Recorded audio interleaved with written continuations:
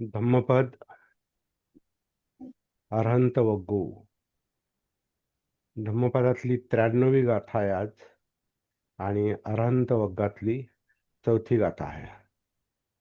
कालच्या सारखीच इंटरेस्टिंग गाथा आहे. काही साम्य आहे आणि काही शब्द वेगळे आहेत. यस्स आसवा परीक्षेण आहारे च अनिश्चितो संयतो अनिमित्तो च विमुखो यस्य गोचरो आकाशेव सकुंतानं पदं तस्य दुरन्वयं. ज्यांचे आश्रव क्षीण झालेले आहेत, आश्रव म्हणजे चित्तमल,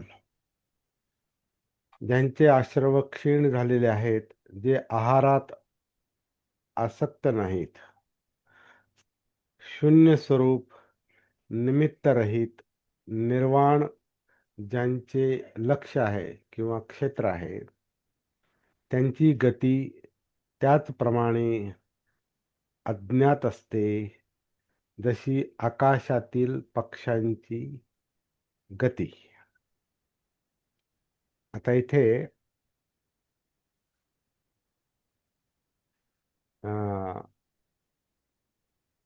थोडीशी मिस्टेक आहे, म्हणजे गाथेमध्ये मिस्टेक आहे आणि काल आपली मिस्टेक झाली.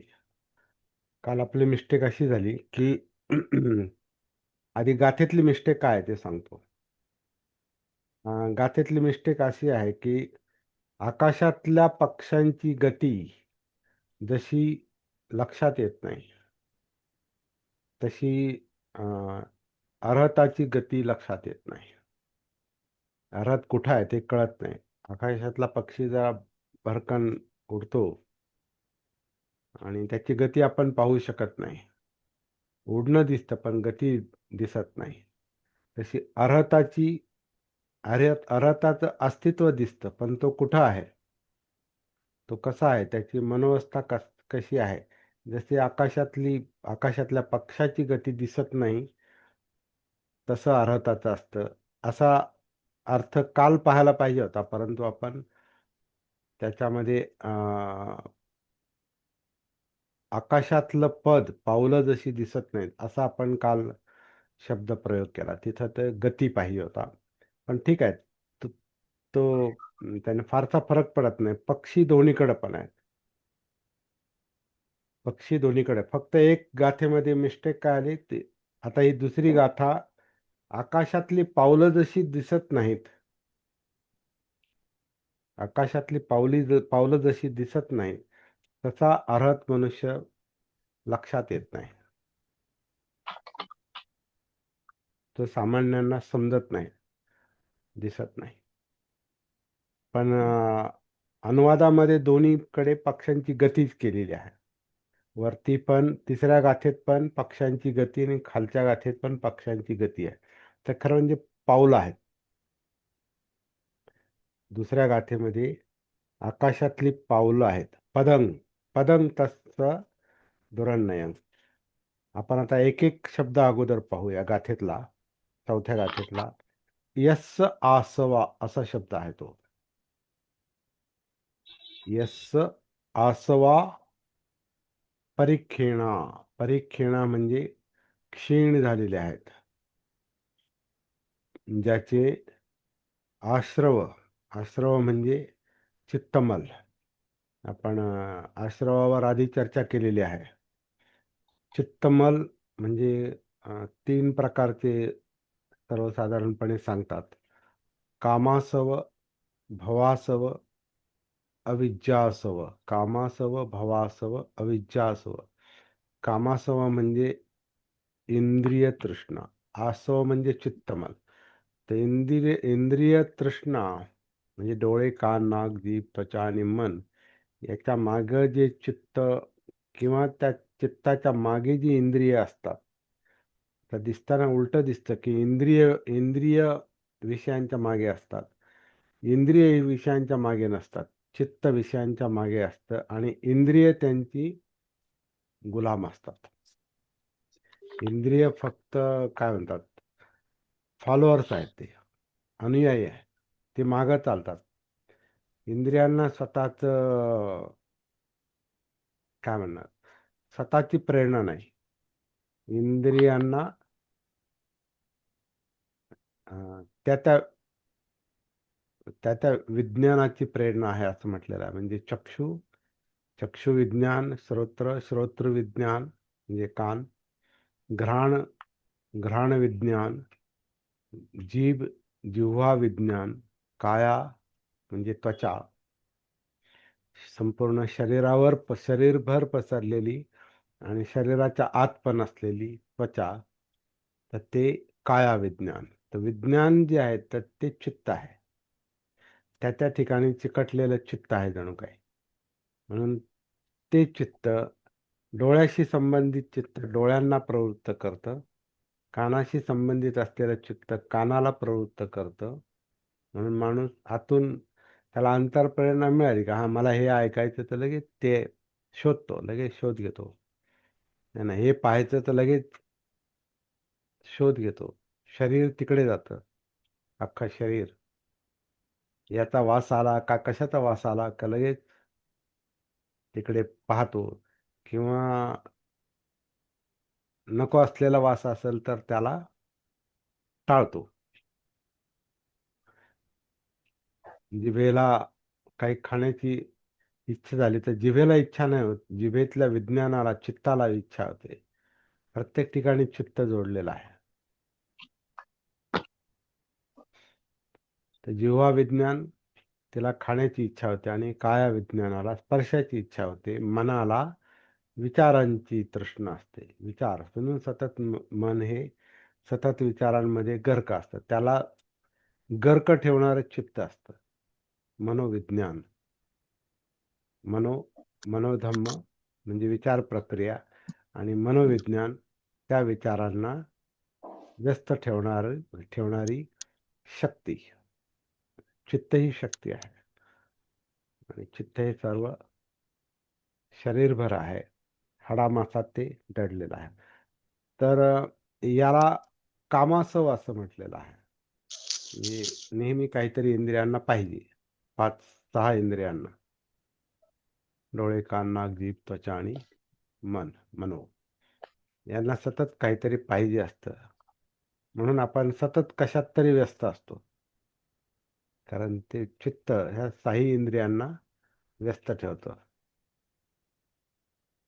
कामासव, काम कामवासना म्हणजेच इंद्रिय तृष्णा. त्याच्यात कामवासना आलीच. कामवासनेत हीच इंद्रिय व्यस्त असतात. ज्याला आपण कामछंद, कामवासना म्हणतो, पण ती इंद्रिय तृष्णाच आहे. तर ते चित्त मल आहे, कारण त्याच्यामुळे चित्त मलिन होतं. इंद्रियांमुळे मलिन होत नाही.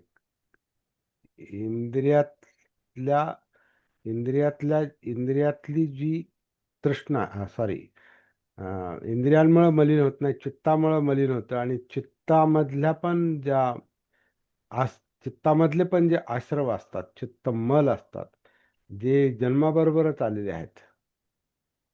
जन्मतः जन्मजात तृष्णा ही जन्मजात तृष्णेमुळेच जन्म आहे. तर ती तृष्णा जन्माबरोबरच आलेली आहे, आणि ती तृष्णा चित्तमल त्याला जे म्हटलेलं आहे, ते प्रत्येक इंद्रियाशी कनेक्टेड आहे.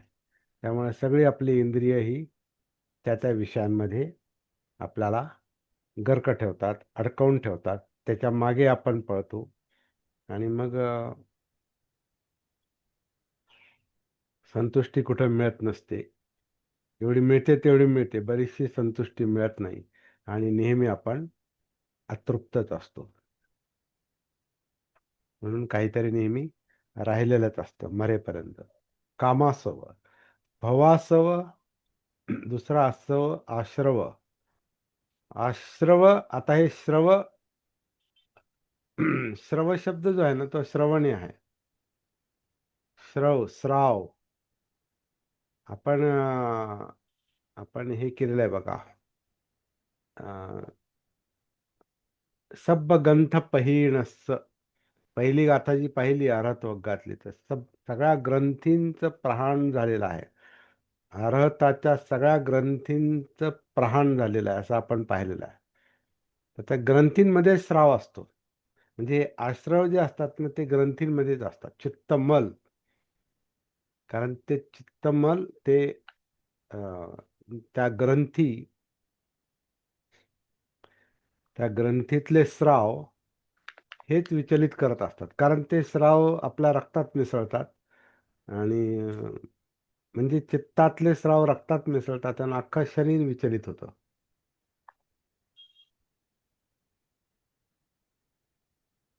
म्हणून इच्छा तृष्णा सगळ्या शरीराला, अख्ख्या आपलं जेवढं काही 60 70 80 85 किलो वजनाचं जे काही शरीर आहे, किंवा लहान बाळाचं 2 किलोचं 3 किलोचं शरीर असो, किती असतं जन्मलेल्या बाळाचं कमीत कमी वजन किती असतं, किती किलो असतं साधारण, सांगा. लहान 5 पाऊंड 6 पाऊंड 5 पाऊंड म्हणजे किती किलो? तीन साधारण किलो 3 किलो. ना? मग अडीच तीन 3 किलोच्या शरीराची पण तीच अवस्था असते आणि 80 85 किलोच्या शरीराची पण तीच अवस्था असते. या 3 किलोला काय, किंवा 80 85 काय, 70 65 जे काय वजन असेल आपलं, ते आपलं वजन पकडायचं. दुसऱ्याचं वजन नाही पाहायचं. आपलं वजन जे आहे तेवढं वजन ह्या ह्या ग्रंथीचे स्राव पळवतात, म्हणजे तृष्णा पळवतात, म्हणजे शरीराला सक्रिय ठेवतात. तर असं आहे ते. तर अं, इथं तो शब्द वेगळ्या रूपात आलेला आहे. आसव, आश्रव, श्रवणी. पण आता समजा पित्तग्रंथी स्रवली की आपल्याला पित्त होतं, है ना. आणखीन काही ग्रंथी स्रवल्या की अं, त्या त्या प्रकारचे विकार पण जन्म घेतात, किंवा त्या त्या प्रकारचं काम होतं. आता पित्त हे आवश्यक पण असेल, पण जास्त झालं तर मग आपल्याला मळमळ, उलट्या, चक्कर येणं, अमकं धमकं काय होतं. तो आश्रव आहे, तो मलच आहे, तो डिस्टर्ब करतो, विचलित करतो. प्रत्येक प्रत्येक विकृती मागे कुठली ना कुठली ग्रंथी दडलेली आहे, आणि त्या सगळ्यांचा कंट्रोल मनोविज्ञानात आहे, मेंदूत आहे. त्याचे ठिकाणे वेगवेगळ्या ठिकाणी असतील. आता पित्ताशय किंवा तुमचं काय असेल ते यकृत, किंवा अं, तुमच्या pituitary pituitary pituitary gland pituitary gland, हे पण ऍड्रेनल ग्लॅन्ड, ॲड्रिनल ग्लँड आहे. ती कशाशी संबंधित आहे? किडनी. हा, हे सगळे डक्टलेस ग्लॅन्ड म्हणजे नलिका विहिरीत ग्लॅन्ड आहेत. हा, त्याला नलिका जोडलेली नाहीये, फक्त ते पाझरतं. पाझरतं ते आश्रव, त्यालाच पाझरणं म्हणतात. स्राव जो आहे ना, स्राव म्हणजे पाझरणं आहे. तर ते पाझरतं. तर हे काम, इंद्रिय तृष्णा म्हणजे त्या त्या ग्रंथींचं पाझरणंच आहे. त्या त्या ग्रंथी पाझरतात, चित्ता ज्या चित्ताशी संबंधित आहेत. आणि चित्त सगळीकडे आहे. चित्त म्हणजे आपण हे हे जे अं, हे जे पाझरण्याचं काम आहे, जे सगळीकडेच चालतं. आता ग्रंथी पण पाझरतातच ना. घाम येतो म्हणजे काय? त्या ग्रंथींचा स्राव आहे तो, किंवा अनेक, आता आपल्याला त्याचा स्वतंत्र काय म्हणतात त्याला, मेडिकलच्या भाषेत थोडासा अभ्यास करावा लागेल. पण ते पाझरणं आहे आपल्याला. पण आता डोळ्यातले अश्रू ओघळतात, पाझरतात, ते पाझरणं आहे ते. कारण डोळ्यातल्या ज्या ग्रंथी आहेत ते कशाने तरी काय म्हणतात, उद्दीपित होतात. तर तो पाझरणंच आहे ते. मग त्या भावनांनी उद्दीपित होतील, नाही तर डोळ्यात काही गेल्यामुळे उद्दीपित होतील, नाही तर खूप खूप हसलं हसलं तरी माणसाच्या डोळ्यात पाणी येतं. म्हणजे काहीतरी असं आहे की जे त्यातून ते स्राव होतो. तर हे हे स्रव आहे, याला स्राव म्हणतात. याच्यात आश्रव आहेत. आश्रव म्हणजे पाझरणं. ज्याच्यात हे स्राव आहेत त्याला त्या त्या त्या काय असेल ते केमिकल असेल किंवा काय असेल ते रसायन असेल ते आश्रव. त्या आश्रवाने सगळं उद्दीपन आहे आणि हे आपल्याला माहिती नाही. आपल्यातच आहे ना, आपल्याला माहिती नाही. आणि माहिती नाही म्हणूनच आश्रवांचं काम चालतं आणि म्हणूनच सगळी चंचलता आहे आणि म्हणूनच सगळे परिणाम आहेत. म्हणून सगळं विचलन आहे, म्हणूनच दुःख आहे, म्हणूनच टेन्शन आहे. ताण ताण येतो, टेन्शन येतं, प्रेशर येतं. ब्लड प्रेशर वाढतो. पॅनक्रियाजला काय म्हणतात? स्वादुपिंड. पॅनक्रियाजला काय म्हणतात सुनील साळे सर? स्वादुपिंडच म्हणतात. स्वादुपिंड. हा, स्वादुपिंड. डायबिटीसशी हा, संबंधित. स्वादुपिंड रस म्हणजे पॅनक्रियाज पाझरलं की त्याच्यामध्ये शुगर जास्त होते ती, किंवा ती शुगर जास्त झाली ती पचत नाही आणि ती डायजेस्ट होत नाही. त्यामुळे त्याला आपण म्हणतो शुगर वाढली. तर ते पॅनक्रियाचं काम आहे, स्वादुपिंड रसाचं काम आहे. तर त्याचा संबंध चित्ताशीच आहे परत. हे सगळं तेच आहे ज्याच्यामुळे हे स्राव सगळे पाझरतात आणि म्हणून विचलन आहे. तर असं म्हटलंय अर्हताचे सगळे जे स्राव आहेत हे अं, क्षीण झालेले असतात आणि त्याच्यावर आपापच नियंत्रण आलेलं. मला विचारायचं होतं थोडं सर. बोला.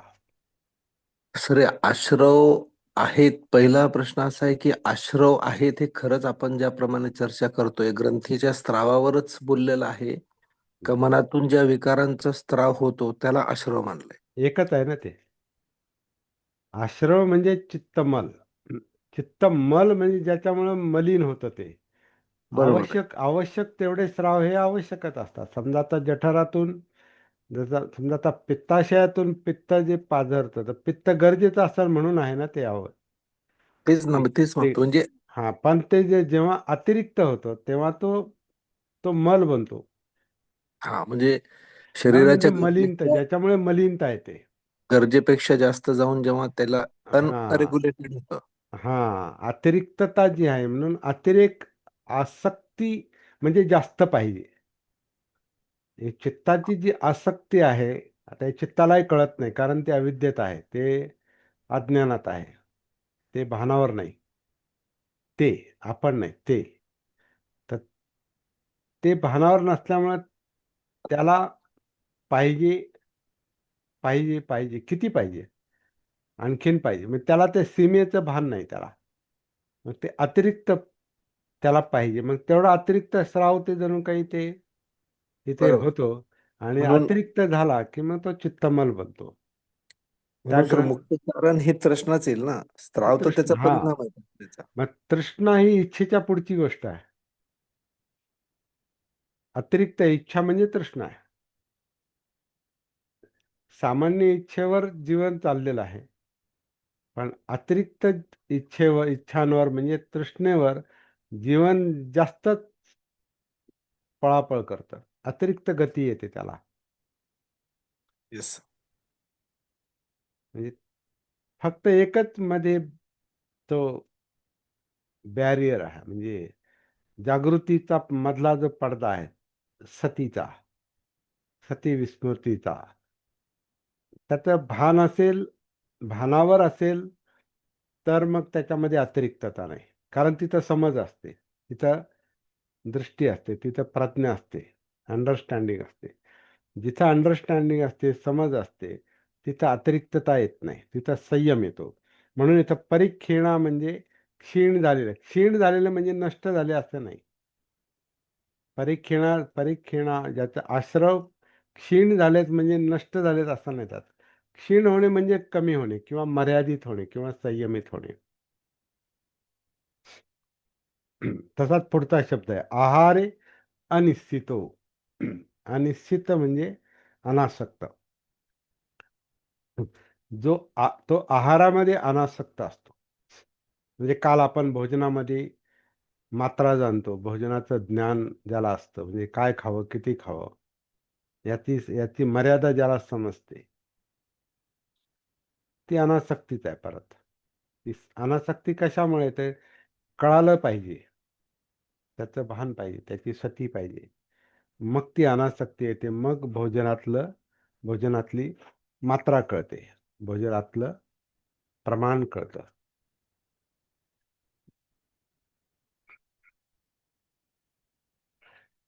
आता कालचे शब्द पुन्हा इथं आलेले आहेत. सुयतो, जो शून्यतेमध्ये आहे. आता काल आपण शून्यतेवर बरीच चर्चा केली.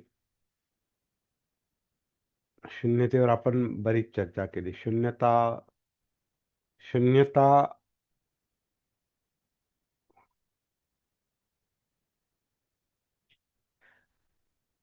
कालच्या चर्चेतून तुम्हाला काय जाणवलं, असं मला मला तुम्हालाच विचारायचंय. आपण शून्यतेवर काल बोललो, काय बोध होतो त्याच्यातून?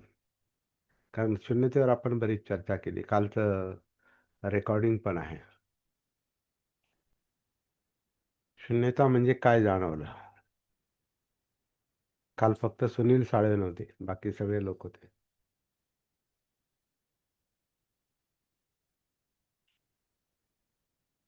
एक वजा एक, आपण दुःख काल वजा पाहिलं. दुःख.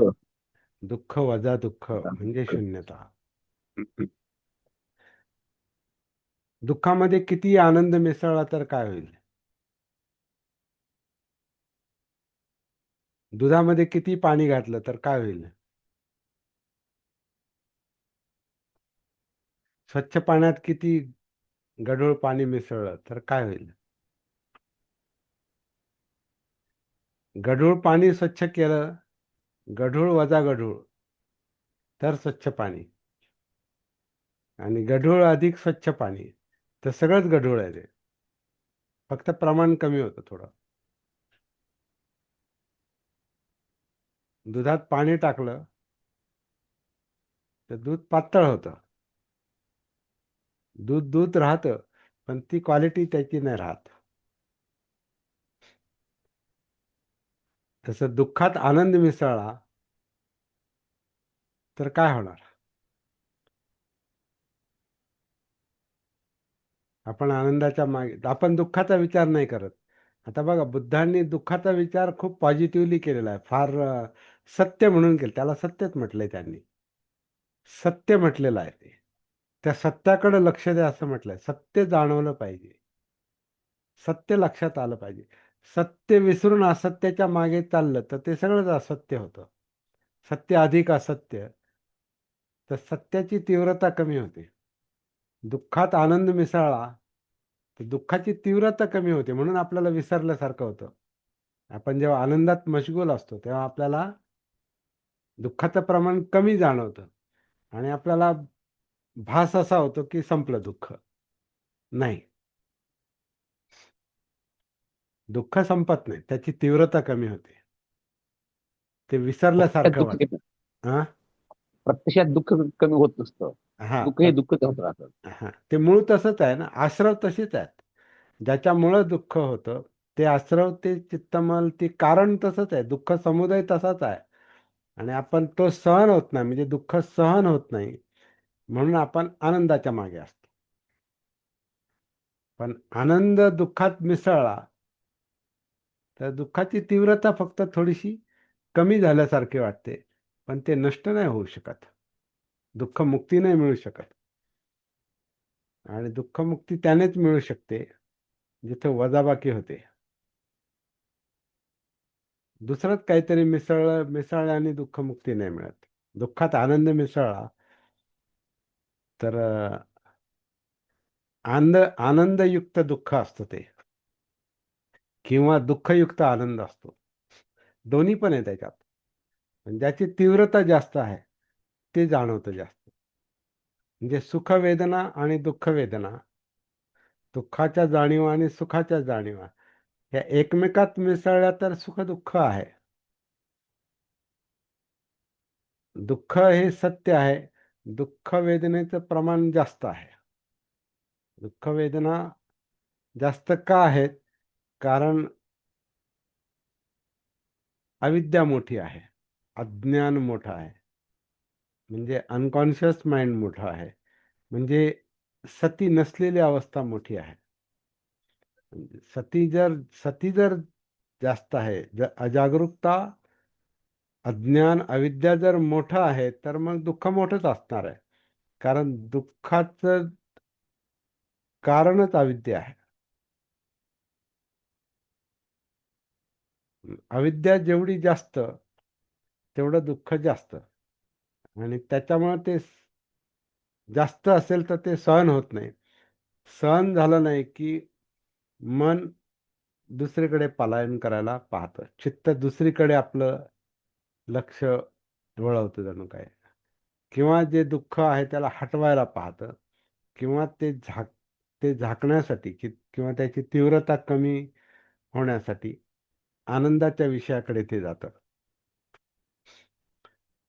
आणि आपण दुधात पाणी घालतो.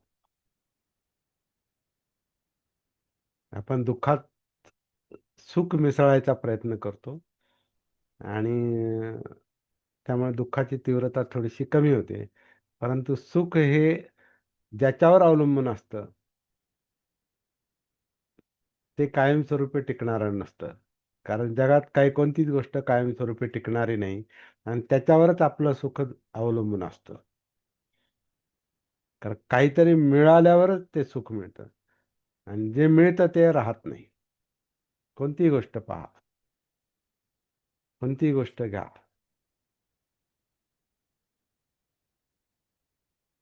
आपल्याला जेव्हा आपल्याला जेव्हा गरिबी होती, तर गरिबीमध्ये दुःख असायचं, खूप दुःख असायचं, यातना असायच्या. आपल्या पूर्वीच्या पिढ्यांना खूप यातना असायच्या. म्हणून धन मिळवण्याचे मार्ग निर्माण झाले, निर्माण करून दिले. शिक्षण दिलं, शिक्षणाचे मार्ग मोकळे केले, चळवळीचे मार्ग मोकळे केले, सत्तेचे मार्ग मोकळे केले.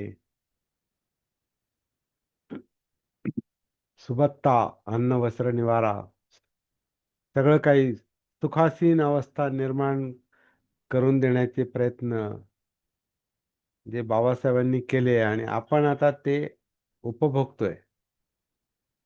पण प्रश्न कुठं सुटले सगळे? ती तीव्रता कमी झाली फक्त पहिली. म्हणून बाबासाहेबांना ते लक्षात आलं असेल का एवढ्याने काम भागायचं नाही. यांना बुद्ध धम्मच पाहिजे. म्हणजे प्रत्येकालाच बुद्ध धम्म पाहिजे. त्याच्याशिवाय मुळासकट काम होत नाही.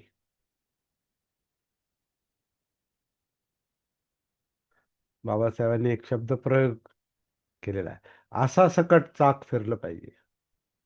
नुसतं चाक फिरून उपयोगात, असा सकट ते त्याची दिशाच बदलली पाहिजे, त्याची म्हणजे त्याची गतीच बदलली पाहिजे.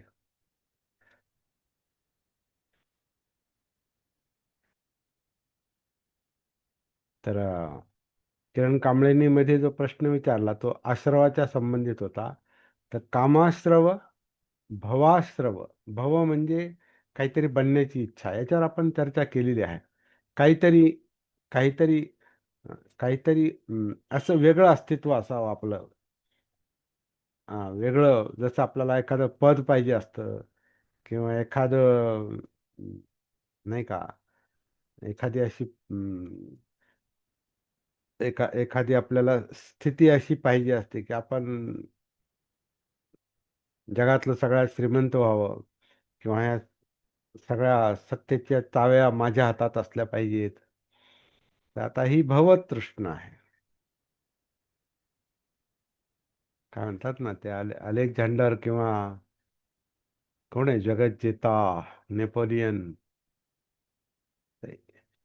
ह्यांची जी भवतृष्णा येते, तशा प्रकारची होती. तशा प्रकारची गती मिळते बरोबर. ती भवतृष्णा, भव म्हणजे बनणे, बनणे, टू बी. तसं बनणे, मला तसं बनायचं, तसं मला व्हायचं. तर चित्त जर तशी तृष्णा बाळगून असेल तर मग तशी गती मिळते. आणि त्याला अर्थात सगळ्या गोष्टी अनुकूल असतील तर ती भवतृष्णा साकार होऊ शकते. म्हणून आत्मविश्वास ज्याच्यामध्ये असतो, आत्मविश्वास असेल तर माणूस आपल्यातल्या सगळ्या शक्ती वापरून तो आत्मविश्वास किंवा ती इच्छा साकार करण्याचा प्रयत्न करतोय, त्याच्यात यशस्वी पण होऊ शकतो. म्हणून हा आत्मविश्वास, आणि तो गरजेचा असेल तर विधायक त्याचं स्वरूप असतं. तो आत्मविश्वास नकारात्मक असेल तर मग तसा परिणाम होतो. Mind is the root of all thing. मनच सगळ्या गोष्टीचं मूळ आहे.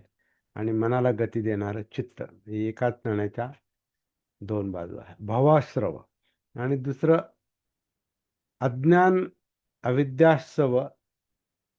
तर अज्ञान हा मुळातच ते आश्रव चित्तमल, त्याला पॉइझन पण म्हटलंय. आश्रवाला पॉइझन सारखं पण काम करत, कारण ते मारत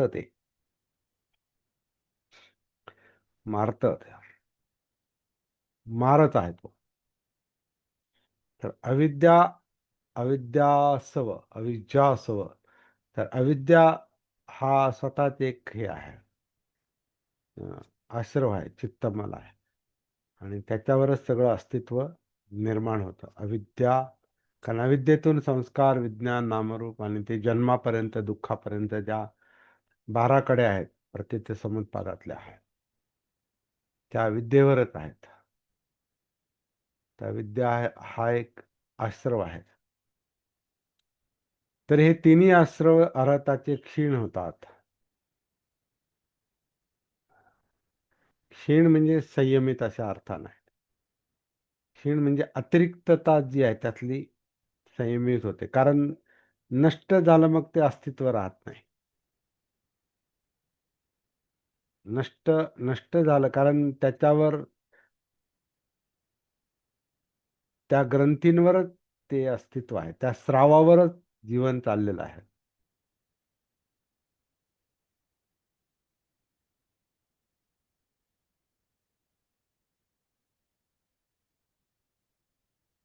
जास्त तर्क इथं लढवता येत नाही, कारण शब्द वाढतात आणि शब्दातून कधी कधी अर्थ गैर पण निघू शकतात, गैर अर्थ.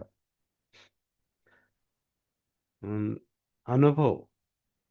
अनुभूती हाच बेस आहे. अनुभव घेऊन पाहायचं की आपल्यामध्ये स्राव झाला की आपल्यामध्ये काय परिणाम होतात, पहा, अनुभव घ्या, त्याचं भान ठेवा, त्याची सती ठेवा. मग ते थोडे संयमित होतात, म्हणजे क्षीण होतात. तर अर्हताचे आश्रव क्षीण होतात, संयमित होतात. तो आहारामध्ये अनासक्त असतो, अनिश्चितो. आहारामध्ये तो अनासक्त असतो. आहार घेतो पण आसक्ती म्हणून नाही, गरज म्हणून. गरजेच्या पुढं आसक्ती सुरू होते. संयतो, जिथं आपण आलो चर्चा करता करता, दुःख वजा दुःख म्हणजे शून्यता आहे. ह्याच्यावर आपण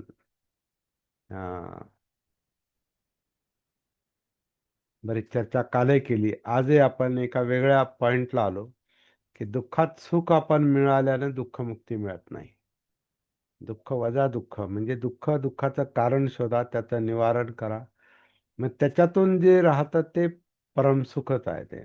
कारण जिथं दुःख नाही तिथं सुख आहे. दुःखात सुख मिसळलं तर दुःखाची तीव्रता कमी होईल. पण दुःखातून दुःख वजा झालं तर मग दुःख मुक्ती मिळते. तीच अनासक्ती, अं,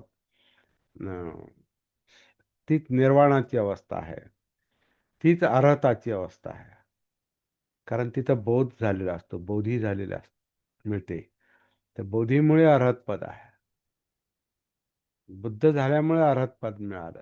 बुद्ध म्हणजे अस्तित्वाचा बोध, जीवनाचा बोध, ह्या सगळ्या गोष्टींचा बोध ज्याची आपण चर्चा करतोय. धम्म म्हणजे धम्माचं ज्ञान. हे सगळं धम्म आहे. जी चर्चा चालली ती धम्म, धम्मचर्चा, धम्मचिंतन. तर हे धम्म ज्याला दिसतात ती जागृती असते, ती सती असते, ते भान असतं, त्याच्यातून तो बोध होतो, बोधी. आणि मग ते बुद्ध विशेषण जे आहे ते त्या व्यक्तीला लागू पडतं. शून्यतो म्हणजे वजाबाकी आहे. ते दुःखातून दुःख वजा होतं, पण आनंदातून आनंद वजा नाही होत. याचा अर्थ असा नाही आनंदी नाही राहत म्हणून, जास्त आनंदी होतो.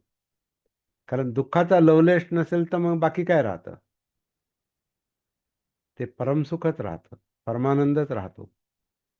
म्हणून शून्यतेमध्ये परमानंद आहे, परमसुख आहे. आसक्तीमध्ये धरणच आहे, धारणा आहे, पकड आहे. पकडी म्हणजे ओझं आहे. सोडण्यामध्ये मुक्ती आहे. पकडण्यामध्ये यातना आहेत, सोडण्यामध्ये मुक्ती आहेत. आपल्याला उलट वाटतं, अरे बापरे, सोडून दिलं तर माझं नुकसान होईल.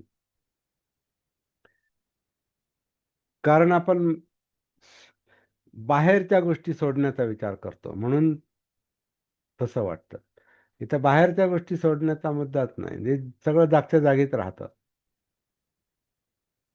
काल आपण म्हटलो ना, काही काही तण उपटायचं नाही आणि काही करायचं नाही, काही नाही. ते सगळं जागच्या जागी. आपण तिथून अलिप्त होतो, म्हणजे चित्त आपलं अलिप्त होतं. का तर ते जागं होतं, मन जागं होतं. त्याला मग कळतं, अरे ह्याच्यातून आपल्याला परिपूर्णता नाही मिळत. जे पाहिजे ते याच्यातून नाही मिळत, हे लक्षात येतं. मग त्याच्या नादी नाही लागत आपण, त्याच्यात राहतो. पण चिखलातल्या कमळाला किंवा पाण्यातल्या कमळाला जसा चिखलाचा किंवा पाण्याचा स्पर्श होत नाही, तसं ते जीवन असतं. तर अर्हत असे असतात जे शून्यतेमध्ये असतात, त्यांना निमित्त लागत नाही. सुखासाठी किंवा शांततेसाठी त्यांना निमित्त लागत नाही, आनंदासाठी निमित्त लागत नाही. त्यांची समाधी अनिमित्त समाधी असते म्हणतात. आणि जे निमित्तावर जे समाधी साध्य करायचा प्रयत्न करतात, कोणत्या तरी विषयाला घेऊन समाधीत जायचं, तर ती समाधी त्यांची निमित्त समाधी आहे. कशाच्या तरी निमित्तानं कोणताही विषय घ्या. आता आपले सगळे आनापानसती, मैत्री भावनेचे विषय, सहा सहा धातूंचे विषय, 12 निदानांचे विषय, अमकेचे विषय, तमक्याचे विषय, शून्यतेला पण विषय बनवता येतो. आणि देवधर्म हे पण विषय आहेत. मंत्रपठन, माळा जपणं, ग्रंथ पठण, निमित्त आहे. सगळे निमित्तावर ध्यान, त्याला ध्यान म्हणतात. निमित्तावर ध्यान असतं. आणि अनिमित्ततेमध्ये जे जिथं निमित्त लागत नाही आनंदी राहायला, तो सत्य पाहतो. तर त्याचं ध्यानावर ध्यानावर त्याची समाधी अवलंबून असते. त्याची समाधी ही सतीवर अवलंबून असते. म्हणून सम्यक सतीनंतर सम्यक समाधी येते. ती समाधी ही पण समाधी आहे, परंतु ती निमित्ताची समाधी नाही. ती सत्य पाहते, वास्तव पाहते, वास्तवाचं भान असतं, सत्याचं भान असतं, ती सती ठेवते. आणि म्हणून ही सम्यक समाधी म्हणजे ही एक नैसर्गिक स्थिर अवस्था आहे. ती अविचलित अवस्था आहे. स्थितप्रज्ञता, स्थित म्हणजे एक परम परम सुखाची अवस्था आहे. ती दोलायमान होणारी अवस्था नाही. त्याच्यामध्ये एक स्थैर्य आहे, अनिमित्त. आणि पुढे काल आपण पाहिलं तर तो त्याला विमोक्ष मिळालेला असतो. विमोक्ष, विमोक्षो, काल आपण पाहिलं विमोक्ष म्हणजे विमोक्ष, विमोक्ष म्हणजे चित्त विमुक्ती, चेतो विमुक्ती. कारण चित्त चेतवतं, तर ते अतिरिक्त अतिरिक्त चेतवणं. म्हणजे आता आपल्यामध्ये अग्नी असतो तर चित्त हे पेटलेलंच असतं, म्हणूनच अग्नी आहे, आपला ताप असतो आपल्यामध्ये. अंगामध्ये टेम्परेचर जे असतं ते, हे सगळ्या ऍक्टिव्हिटी चालल्यात म्हणून. पण अतिरिक्त झालं की मग ते ताप वाढतो. म्हणजे आपल्याला ताप आला म्हणतो ना, म्हणजे काहीतरी अतिरिक्त काम चाललंय, किंवा काहीतरी असा हम्म, काहीतरी रोगजंतूचा अटॅक झालाय, आणि त्याच्याशी आपल्या समजा पेशी हे करतात, युद्ध करतात म्हणतात ना, तर त्याच्याशी संघर्ष करतात. म्हणजे पांढऱ्या पेशींचा आणि रोगजंतूंचा जे काही संघर्ष चालतो तो तर ह्या जिवंत अस्तित्वातलाच आहे, चित्तातला तो संघर्ष आहे, जिवंतपणातला तो संघर्ष आहे. आणि त्या संघर्षामध्ये ताप येतो, टेम्परेचर वाढतं. तर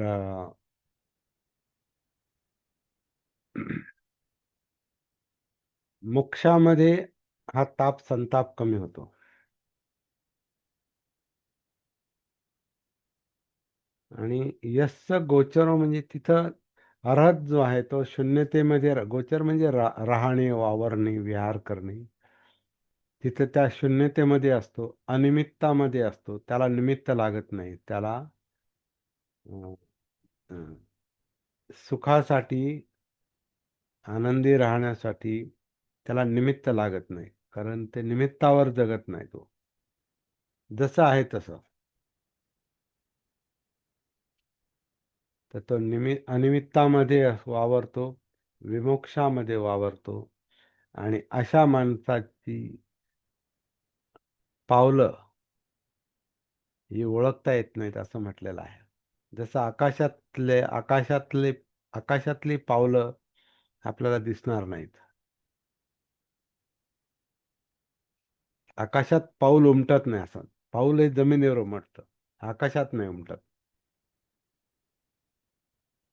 तसं अर्हताची पावलं ही अज्ञात असतात असं म्हटलं. अकुंतानं आकाशेव अकुंतानं पदं तस्य दुरन्नयं. दुरन्नयं म्हणजे अज्ञात, आणि अकुंतानं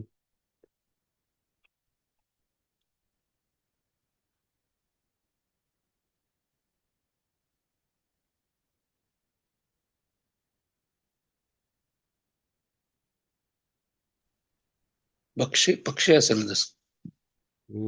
आकाशेव सकुंतानं. हा, पक्षी असेल. आकाशातल्या पक्षाचे पदचिन्ह पदा आकाशातल्या पक्षाच्या पदचिन्ह समान असं जरा थोडस हे केलंय. पण आकाशातला आकाशातलं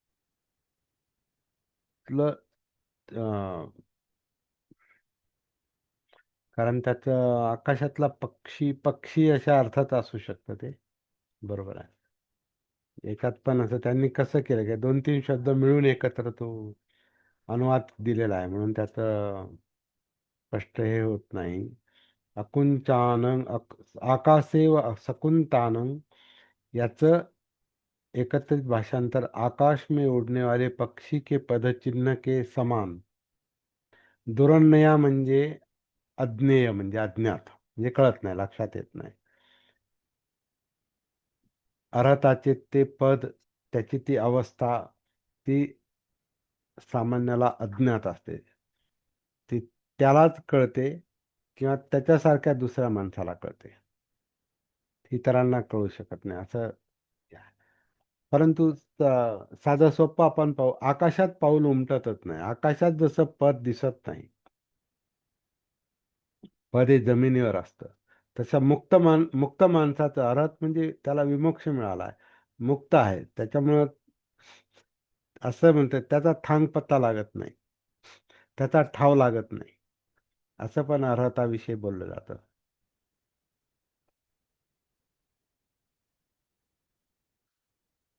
असा हा आजचा विषय. आपल्याला जेवढं समजलं तेवढं त्याचं आपण स्पष्टीकरण करायचा प्रयत्न केलेला आहे. आणखीन बरंच काही काही आहे, म्हणजे आता हा विषय संपत नाही. हा विषय तोपर्यंत संपत नाही जोपर्यंत आपल्याला ती प्राप्ती होत नाही, कारण त्याच्याशिवाय ते कळणारच नाही. कारण हा काही शाब्दिक अभ्यास नाही, हा शाब्दिक अभ्यास नाही, हे आता आपल्या लक्षात आलं असेल सगळ्यांच्याच.